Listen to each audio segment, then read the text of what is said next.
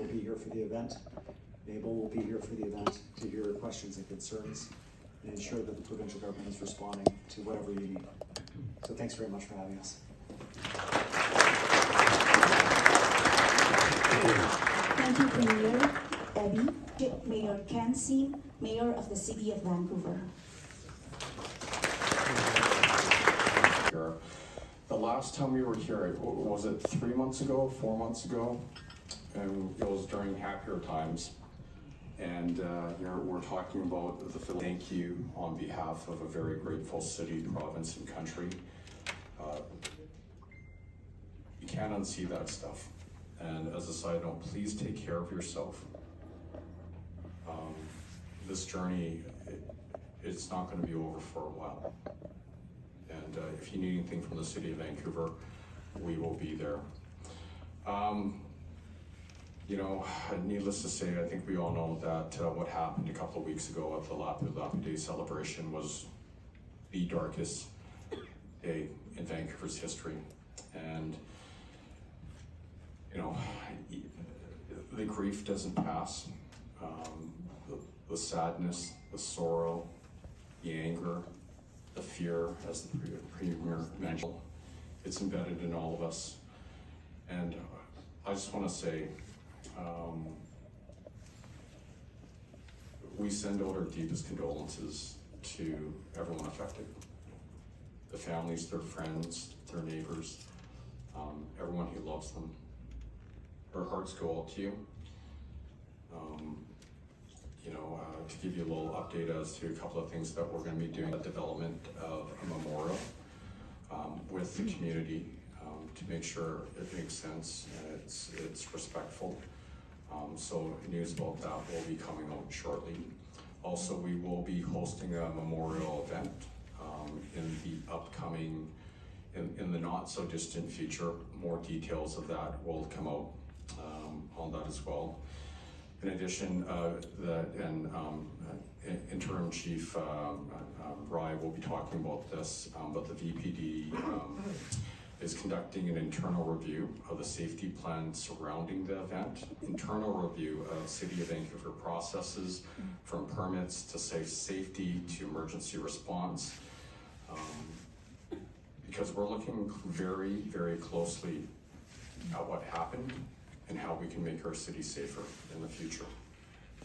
What we're also going to do is we're going to support senior levels of government as well, and local municipalities together to get to the root causes of all these things.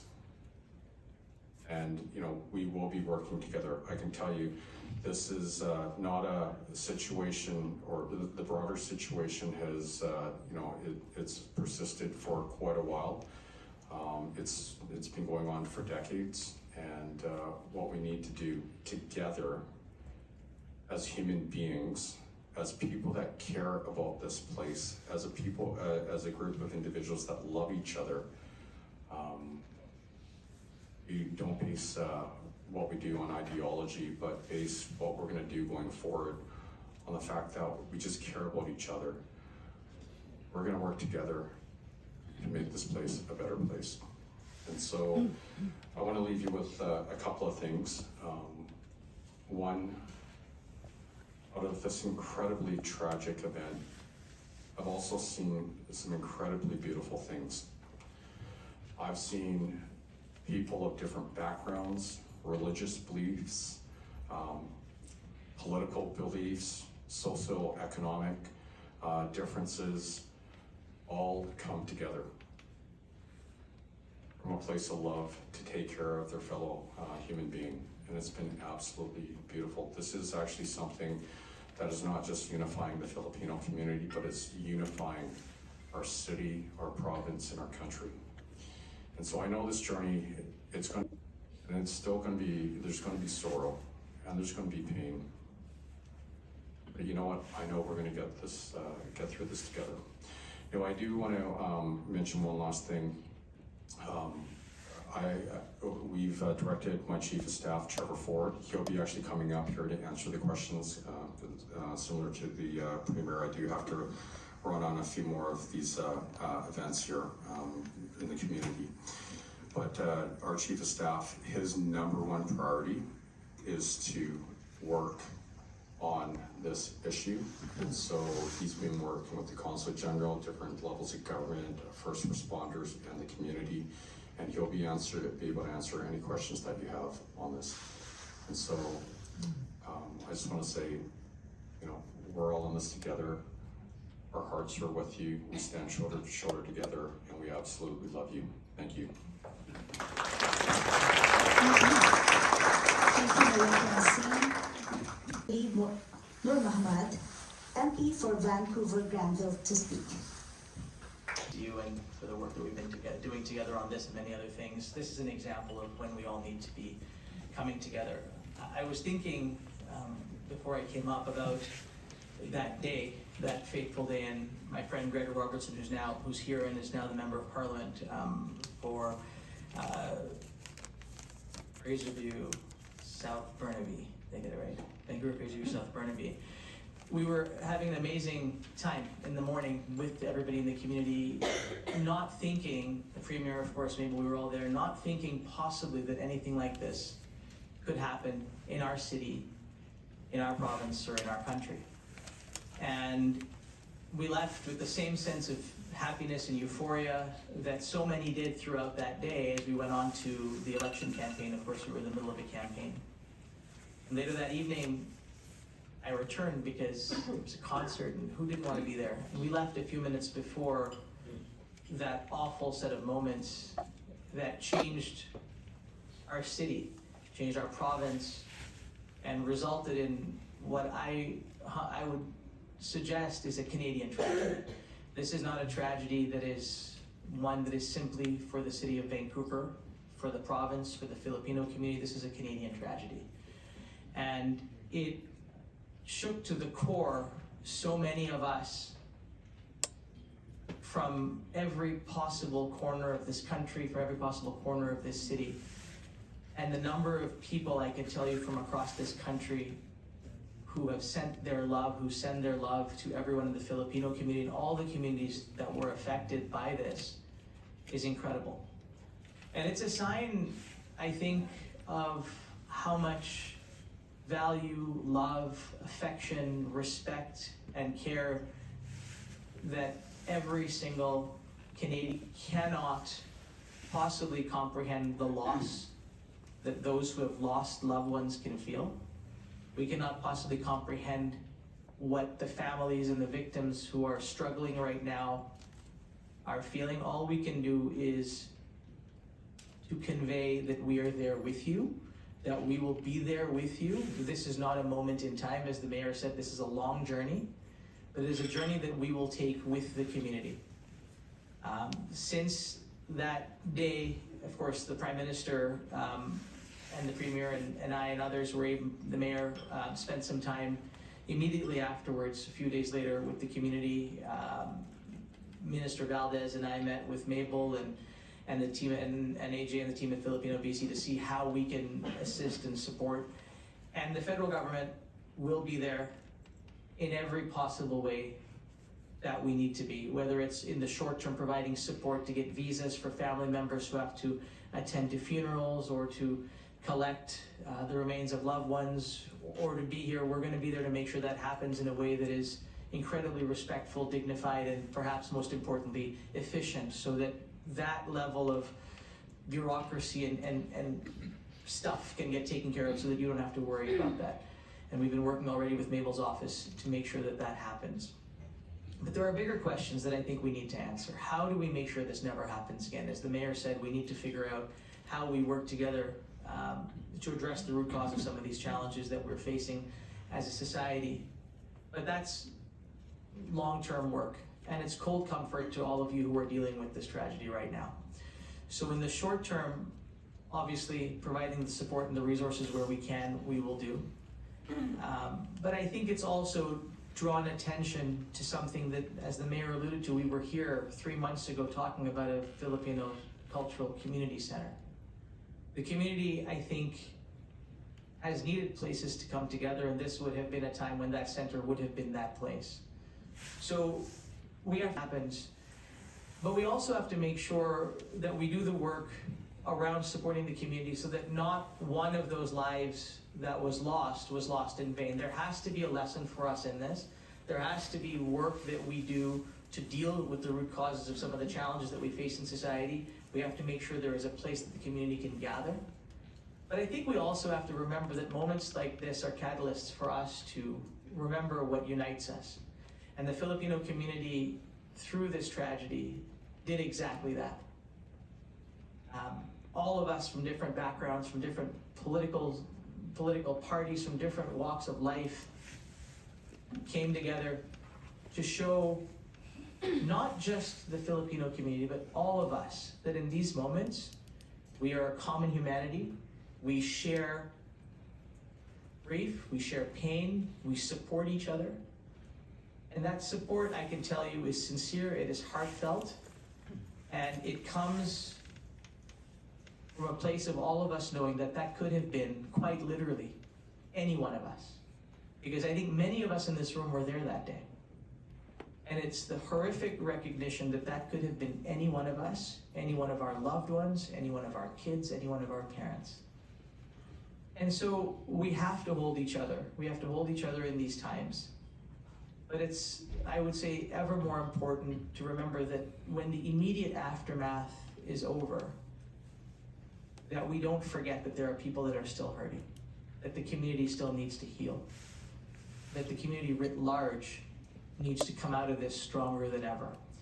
And so my request to all of you is that we will be there, the Premier and the Mayor know this, we will be there together as we have been on many other things, but that the community, that law enforcement, that all of you who are working on this remember that we are a family and that things are getting forgotten, and maybe we'll make sure that doesn't happen, but if things are getting forgotten, you need to tell us. You need to let us know that, hey, there's a gap here, or there is a challenge. And through our MP offices, mine and Gregor's, or through Mabel and Nikki and the Premier, or the Mayor's office, that's what we're here for. So you have to tell us if we're missing something.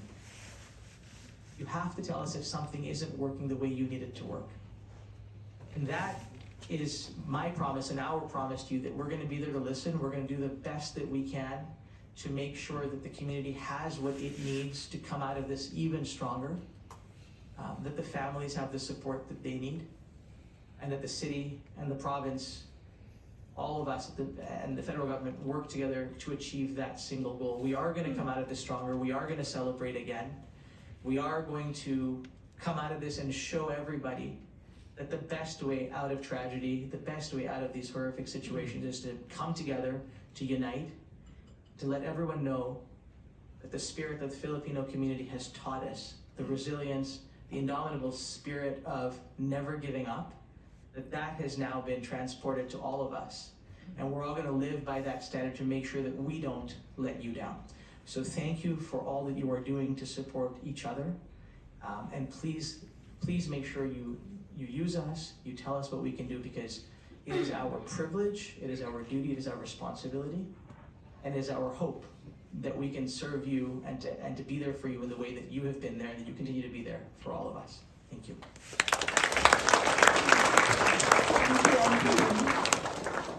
It is now my pleasure to invite Attorney General of British Columbia, Nikki Sharma, to deliver her message. Thank you, everyone. It's really great to be here, but really to gather with all of you in a very painful time.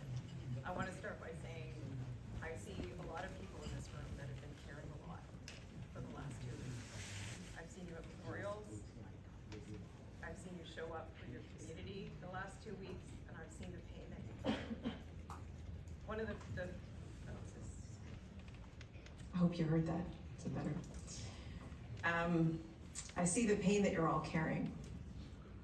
One of my favorite things that I've seen in this dark time was a sign that somebody put up in a memorial that said, "It's so hard to hold that we hold it together." And that's what we're gonna do. I wanna say also that about a year ago, probably, in Maple's office, people organized the second Lapu Lapu Festival. The heart and the love they had for their community went into this beautiful celebration, showed the mark that the Filipino community has on our province, it has on our beautiful city. And that same love showed up in a different way. And it's still showing up here today. And I want to thank you for that.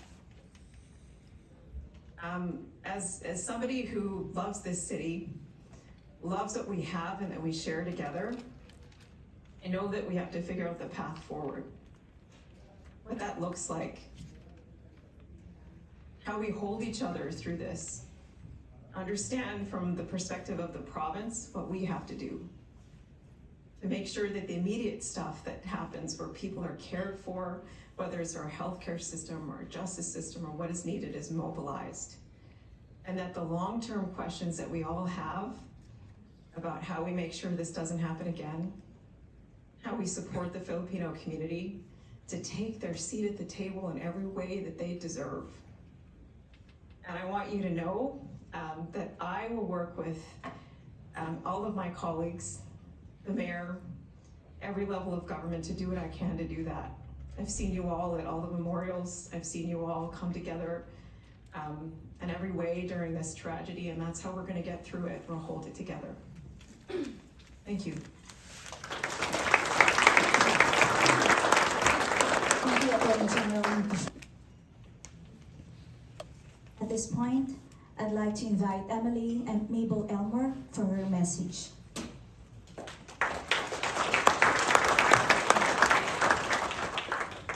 Thank you. I want to say thank you to the Congen for pulling this together. Thank you to Langara, all the partners, my colleagues, when you're the mayor, federal government, and all of you, the community. I say thank you to the first responders. That day was to be a celebration of the community, celebrating the spirit of the community. So many of you participated in that. It ended and it was met with incredible tragedy. Broke my heart. I want to say that I recognize so many of you were there. I want to recognize the first responders who are on the ground, but also the volunteers, people in the community who were there before the paramedics came, who answered the call. We have heroes here, came and supported the victims. And I want to thank you and recognize your service and your courage through that, really answering the call. Later, my office was used as at Ground Zero, and volunteers came together to support the families. I want to say that the depths of that, the grief and the sorrow and the heartbreak, the pain for the families and the victims and those impacted, it's measured or put in context by also the support and love. The support and love that came in across our city, our province, around the world, coming together. It's been overwhelming. When I returned to the legislature, all my colleagues there across the aisle, everybody stood in support and wanted to convey to the community, to all of you, how much they loved and They're trained, they work, they're embedded with us, and they're there for you, and you have all their contact, all the community leaders have their information, and we can certainly provide them at a minute's notice to you. If you or someone you know needs assistance and that we have not been able to get to or we've missed, please don't hesitate to reach out and let us know. This tragedy has reminded us of the strength and resilience of the Filipino community, but sometimes somebody's in a deep dark corner that is missed, and it's important that we as a community reach out and say something. And Sue, you're here, so thanks for very much. I didn't see you earlier. So Sue is our lead on victim services. She's done a tremendous job supporting everyone. Thank you. So your unity, your compassion, courage in the face of adversity are inspiring. The Filipino community, as mentioned before, I'll use the word, they're loved in Canada. Your history, your culture, everything about how you came together and what you wanted to celebrate is loved by the wider nation, and it was felt across the world. We'll continue to support one another, to heal together and build a safer, more inclusive Vancouver. Now, I just want to touch on some pillars just so you can start the Q&A later. So our first priority is support them. Our second pillar is the community at large, all the people on the periphery that were impacted. We'll continue to support them. Because public trust, confidence in the system, including the police, is important. We're going to be as transparent as we can during the investigation, and certainly everything will be transparent once it gets to court or some other process. Another pillar that is very important is our investigations. Mike is the officer in charge, as I mentioned earlier. He'll be here, he'll answer questions on some of the details you may be wondering about. And then the last process, the mayor touched on it, is how and why and never again. So people have asked about the planning process. Happy to answer questions. How it was planned, how organizers approached stakeholders, the city, and then the police, and how things come to be on the ground. So we're happy to answer that. Some details just to give you the scope, and Mike will touch on more later, but right now we have 142 investigators on this file, 142. They're working around the clock. There's over 500 exhibits that we've dealt with so far. We've identified 400 potential witnesses, and we have statements from over 150 of those 500 or 400 witnesses. We've entered 180 pieces of video evidence from across different sources. We have completed a review of 80% of the videos obtained during the investigation, and we're following up on dozens and dozens and dozens of tips to paint a picture of where we're at right now. And I'm gonna leave it at that, but we will be here to get into some of this later in depth, and thank you for your compassion and your leadership that night from everyone. And Vancouver is a top city, and it will continue to be a top city. We'll get through that, so thanks very much. Thank you so much, Chief Rai. I'd like to invite the chair of Filipino BC, the organizer of the Lapu-Lapu Festival, Mr. RJ Aquino, to share his message with the community.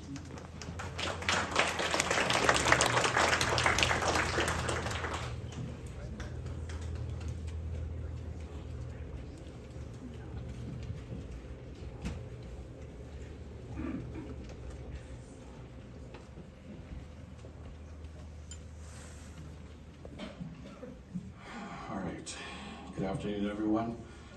My name is RJ Aquino. I'm the chair of Filipino BC. It's been a long last couple of weeks. But despite that, I feel immense gratitude for everybody gathering here. Thank you to Langara. Thank you to the Consul General's office for organizing this. Thank you to our elected officials, our VPD being here, all the community leaders. It's an important meeting to have where we get to reflect and talk about what happened and, identify what happens next and speak to the facts. I was getting a little emotional hearing, again, kind of the words of encouragement and support from everybody who spoke before me. I'll say again, immense gratitude, and it really does sustain us. It sustains me, hearing everybody say all those kind words and just reaffirming how you'll be there for us, for our community. As we've been doing the work in recovering and healing and caring for each other, I'm reminded of the advice that I'm giving to people as we, again, encounter those who need help. That we don't dwell on what if. There's a lot of people thinking about, what if I was there? What if I was just a minute late in leaving, or kind of all these different scenarios, kind of really torturing themselves. But I ask them to focus on what is. And what is in front of us is a long road to recovery, but we are on that road to recovery. What is in front of us are people who are here to support and take care of each other. and we need to focus. Lots of us are still grieving, still mourning, and this has fundamentally changed the Filipino community here and really around the world as people still wrestle with how something like this could ever happen. So with immense gratitude and a lot of reflection, everybody is paying attention to how we all work together. Everyone who needs help recognizes that there's help available, but we need to continue to work together to reach those who need this help, to continue to watch each other and to continue to just be present for each other. And on that note, Move on. sorry? Move on. You have enough of the time. Okay.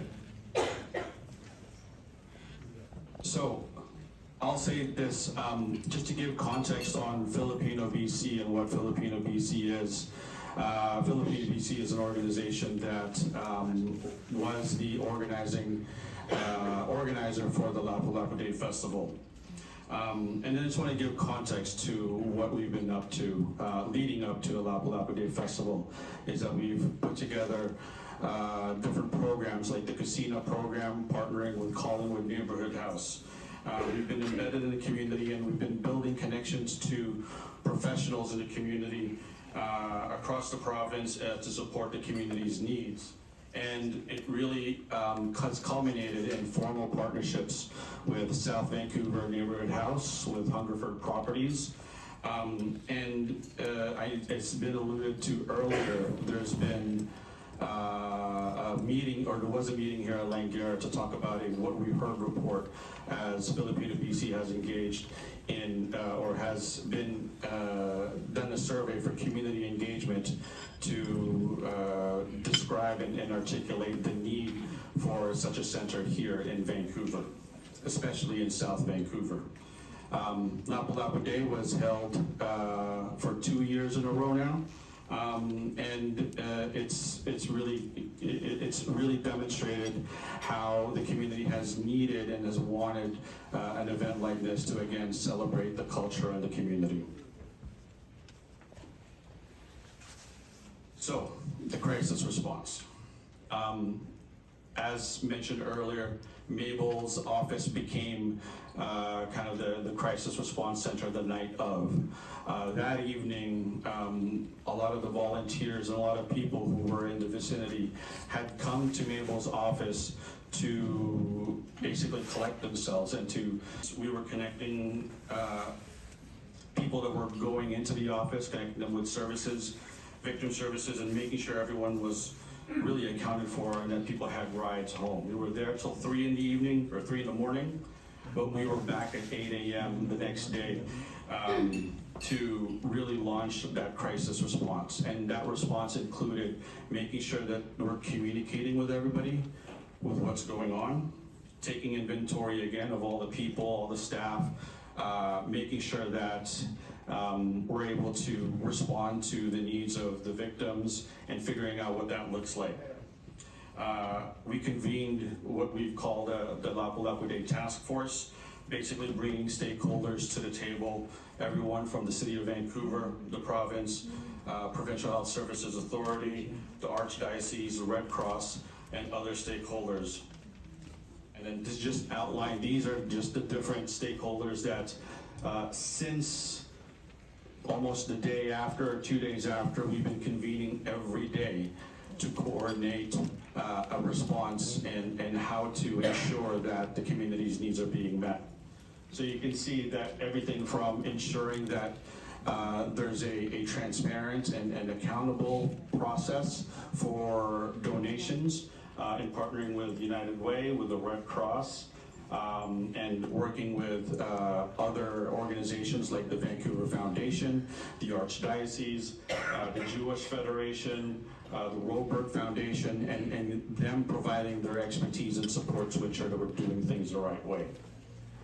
We also recognize there's a lot of people who are traumatized by the event. They may not have been directly or physically impacted or injured, but it was a traumatic event, and a lot of us, even though we weren't there, are feeling that anxiety, feeling that fear, feeling that we need to access mental health or need that counseling. So again, these organizations, including the health authorities, have provided access to that, and we've partnered with them to set up the Resilience Center, which I'll be talking about as well.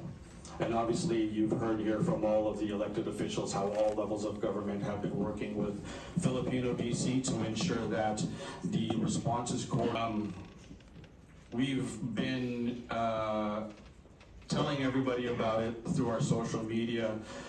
You may have heard about it on the news. There's been an overwhelming response to the Resilience Center in terms of getting access to the help and support that you need. It's really turned into a gathering place, a place for people to get hot meals, for people to access kind of comfort and support from others. It offers things like therapy dogs, teddy bears for kids, and really it's kind of a gateway to more formal support services, and ensuring again that people know that these are available and that we're able to connect them to health professionals that can provide them with ongoing and sustainable support. One of our board members is in healthcare management, and her operational expertise has really stood this up, and again speaks to the kind of network of professionals that Filipino BC has engaged to set this up in quick order, so that again we could respond.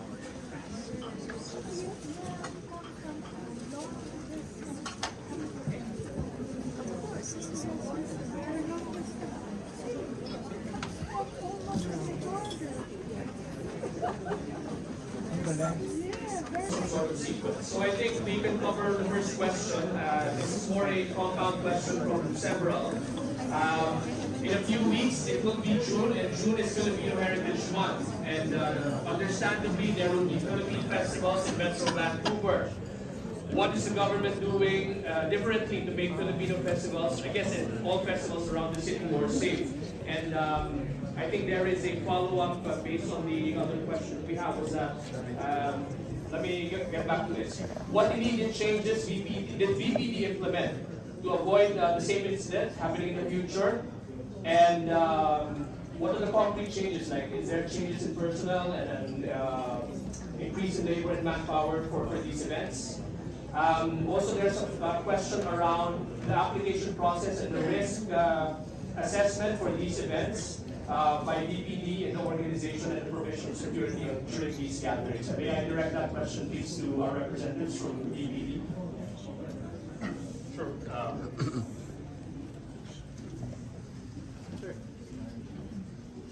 So on the planning, licensing, permit, organizing, there's kind of three partners involved in that, and I'll walk you through it. So there's the organizer, who applies to the city for a permit for the event. And there's standard paperwork.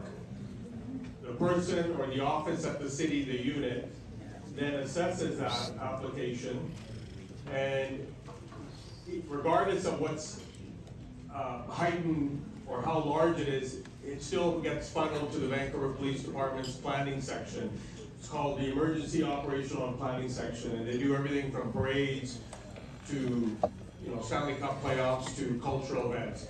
It automatically comes to us for a three-stream process. So if it's a cultural family event with no history, they follow a set of protocols, or barricades, or all sorts of security measures, what kind of heightened risk there is based on social media, or is there someone out there that's made threats online? They'll get all that intel.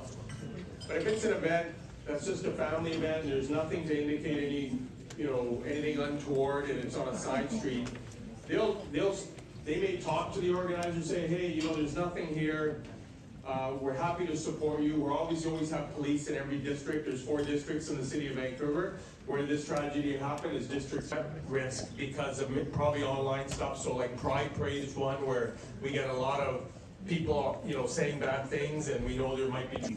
So from the city's perspective, we are going through a comprehensive review alongside of the BPD in collaboration, but not just of the lead up to the start of the event, but also events going forward. So I think one of the questions was about how do we make future events safe?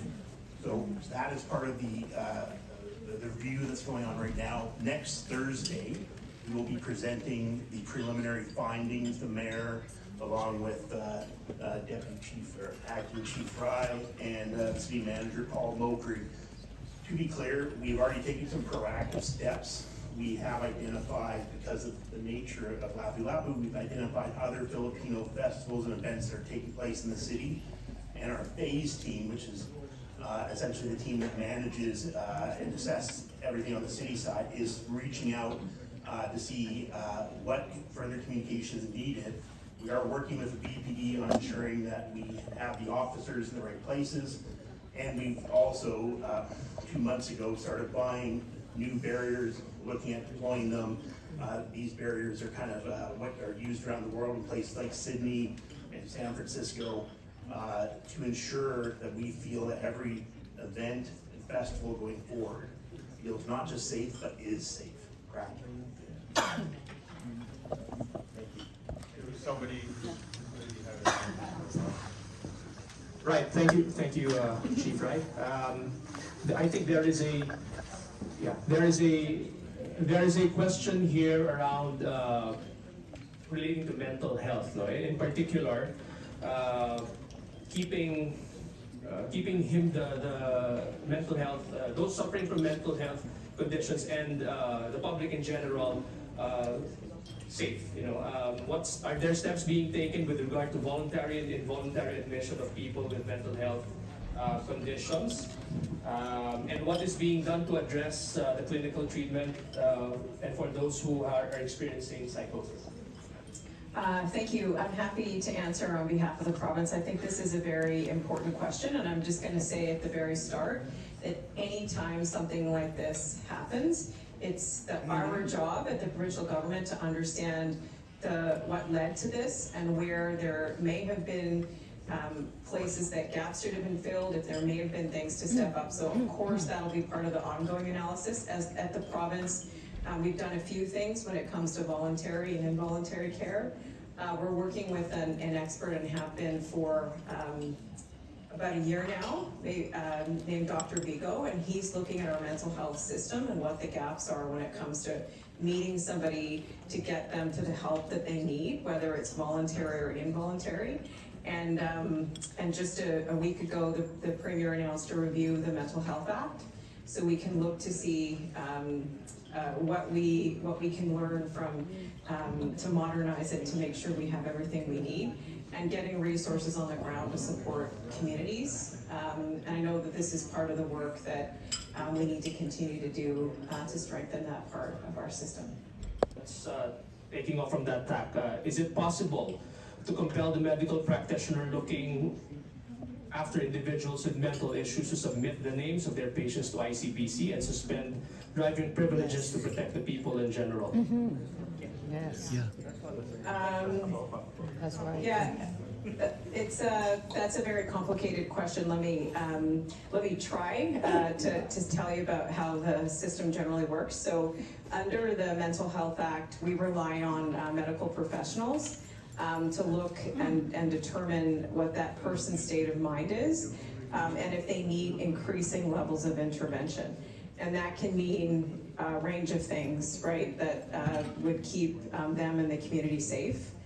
So that really depends on the person.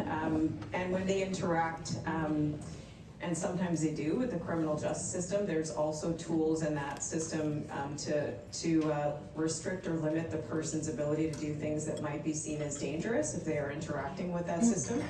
And the system decides kind of on a person by person basis what those restrictions might need to be.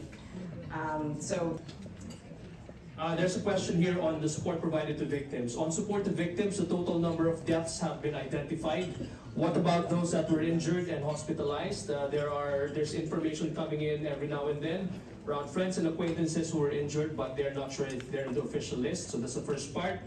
And how do you intend to equitably help all the victims, fatalities, and casualties from this incident? Maybe someone from.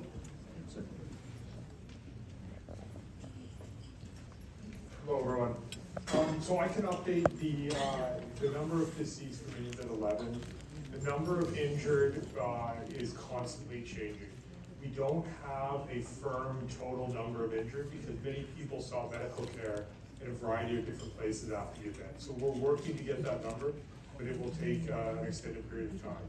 I can update that as of yesterday, the number of victims who remained in hospital was 9. And there's 3 in critical condition and 2 in serious condition. So that's a significant improvement. We're seeing people every day being released from hospital and continuing their care in the community. As everyone is aware, the names of the people who are deceased have been released by their families and were released this week by the BPD. We don't typically release names of injured surviving victims, we the police. However, we're certainly going to encourage their families to do what they feel is right and what they're comfortable with in releasing however much information to the community. As for supporting the victims, I can attest that in the VP, as our interim chief stated, that is our number, one of our number 1 priorities, supporting victims. And from my point of view, as the officer in charge of the event, Answer. Just to reassure the community and to give them transparency. Was there police presence during the Lapu-Lapu Day celebration? Where was the police before and after the concert? And can you assure the community that security was not compromised during that day? And how does this play into the review that you are currently doing? Sure. So the first part of the question, you may have to repeat a couple of the other parts. So the first part, was there assigned policing there related to the event where the organizer went through the city process that I described earlier? No, there wasn't. There was no hired, permitted police there. It did not meet that threshold with all parties in agreement. Because of the previous year, it was no problem, family event. We have 1,000 of those kind of events all over the city neighborhoods. You just can't close off and cage every neighborhood and block that wants a party, whether it's cultural or neighborhood. And we assessed it according to the best practices out there. Were there police there? Yes, there were 3 help assistance required by the police. I think we found a child, we returned to the parents. I think somebody couldn't find their car, and then a 3rd one. But that goes to my earlier point that I mentioned, in the neighborhood, or in that district, District 3, Sunset, Kensington, all those, East Van, basically, South, there's at any time 50, 60 police officers working there. So there's police there in that area. If they're needed, they can be there in a minute. As we proved, we were there within minutes, less than a minute. The concert, I don't know if police were there. They might, a police officer, we have lots of Filipino police officers. Some of them may have dropped by in uniform and walked through. I just don't know. As the chief of staff mentioned, we have, right now on the police side, we have 12 police officers and planners working on that report on the preliminary findings. The city has their own team, and that'll be tabled late next week on the preliminary findings. Does that answer all of them? I think that covers a lot. This incident now plays into the creation of a Filipino community center. Anyone who would like to field that question? So I think the Resilience Centers has really highlighted how a gathering space, there's a lot of Filipinos that are coming to the Resilience Center, and it highlights how a physical space really acts as a conduit for building community. So we're seeing those conversations happening there. It highlights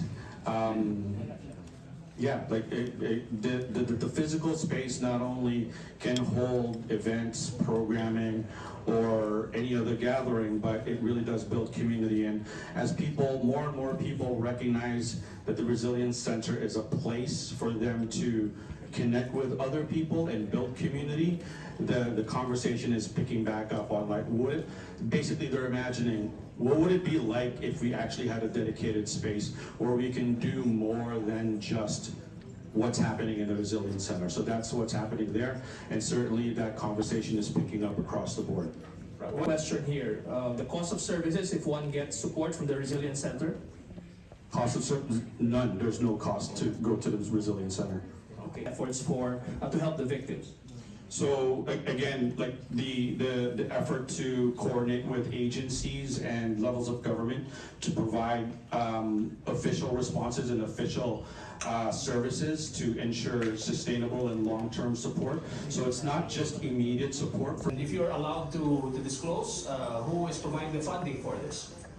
Yeah, so the Resilience Center was started by Filipino BC, and it's a completely volunteer-led effort. Again, in partnership with these different agencies who have basically stepped in to work with us. So Killarney is providing the cafeteria for free. Red Cross has stepped in, and all of the different food providers have donated hot food for people at the Resilience Center. St. John's Ambulance have been bringing in their therapy dogs. So there really has been a community effort and a recognition by all of these different agencies and government levels of government that this is necessary for the community to have access to. Thank you. I think Attorney General also had to say something about the question on that. Okay, good. Thank you. Around accountability.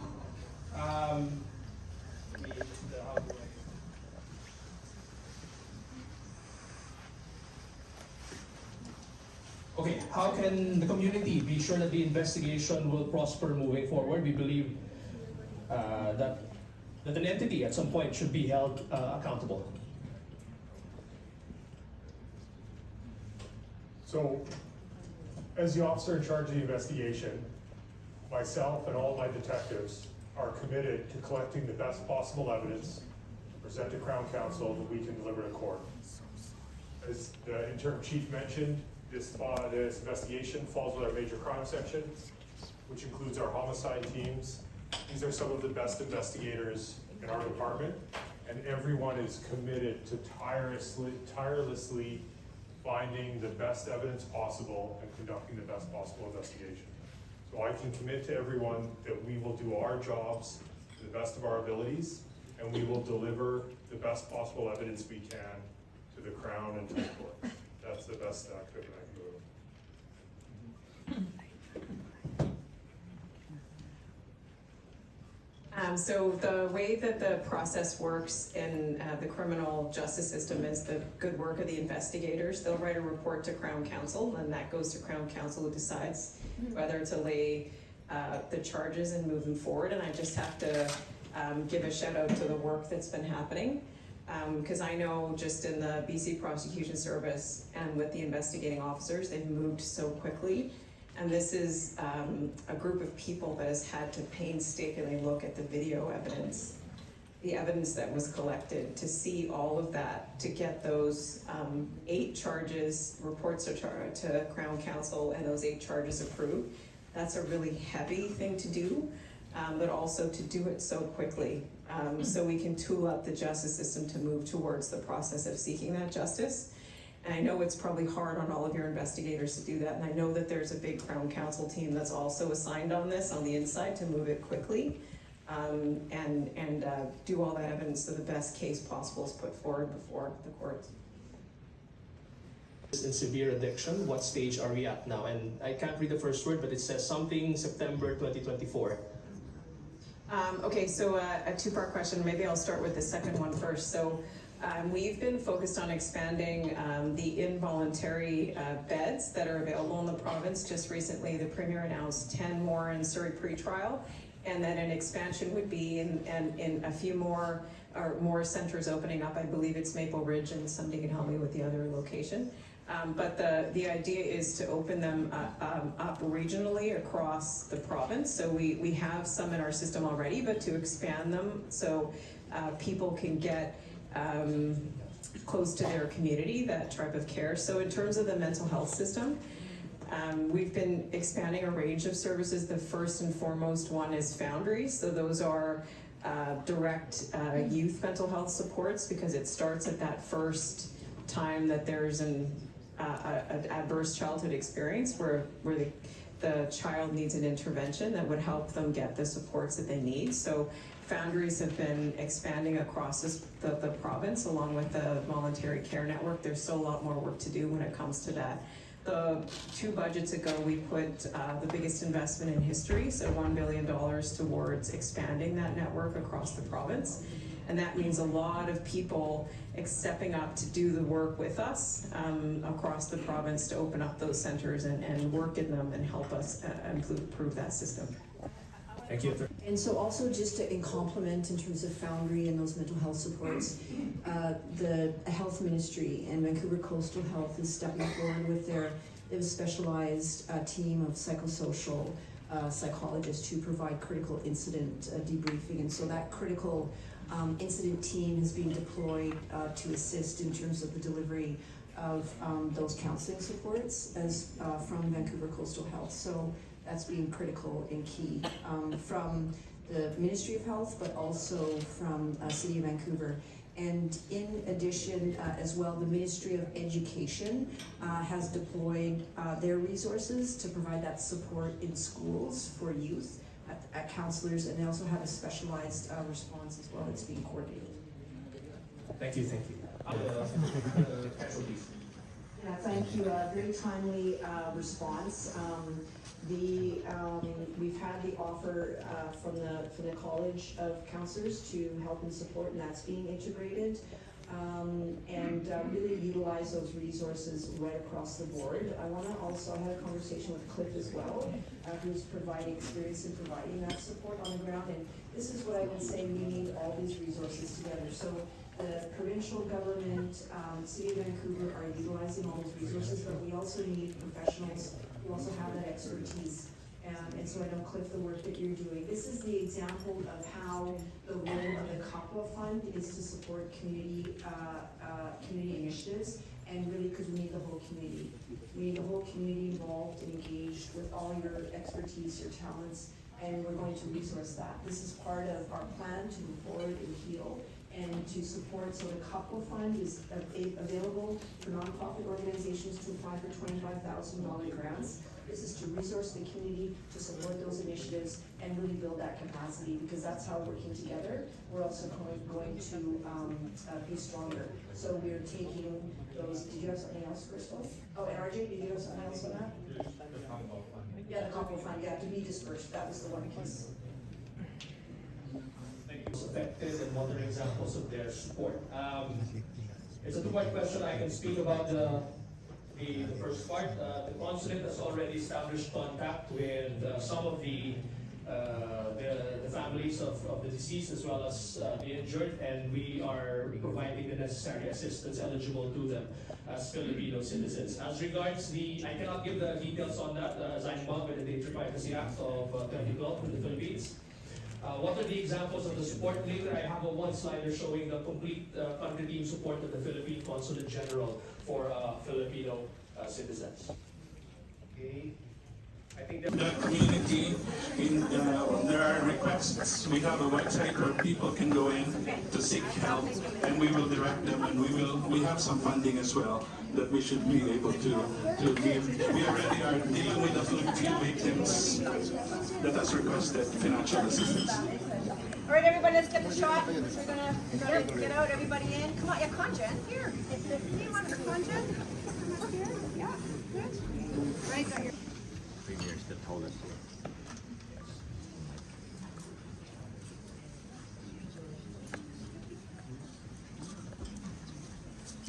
Okay.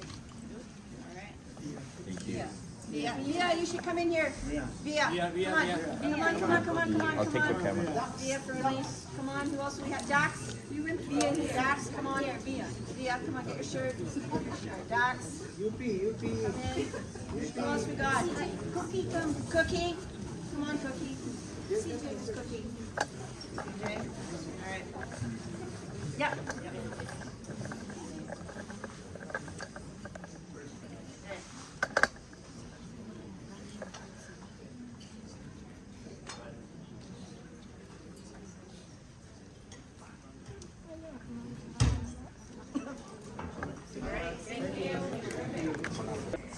Ayan guys, natapos na ang press briefing, no? O update sa sa update na nangyari noong Lapu-Lapu Festival. Natapos na rin. Ayan, natapos na ang ating meeting, no? At ang update sa nangyari noong Lapu-Lapu tragedy, Lapu-Lapu Festival tragedy. Ayan. Kaya maraming salamat sa inyong panonood. Bye-bye.